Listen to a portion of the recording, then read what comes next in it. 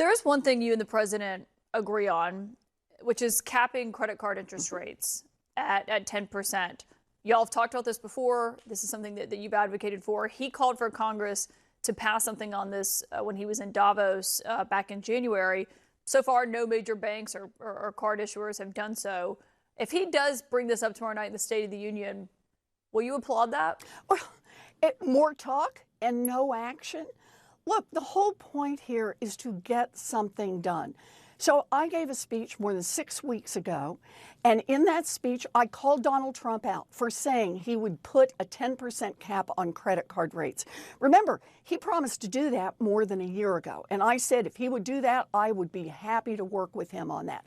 I called him out. I called him out on his economic policies that have been driving up costs for American families. And in the car on the way home from that speech, he called me. And he said, yeah, let's do something to lower the interest rate. Let's put a 10% cap on interest rate credit cards. I said, great. I've got a plan. Let's go. I called his chief of staff repeatedly.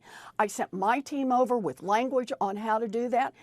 And here we are, more than 6 weeks later, and there is no plan, no movement to move forward. So I'm just a little tired of all talk and no action. American families with credit card debt could save about $900 per family if they had a 10% cap on interest rates.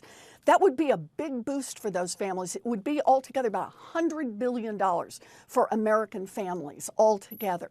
And Donald Trump, he makes empty promises and does not deliver. I've had just about enough of that, and I think the American people have too.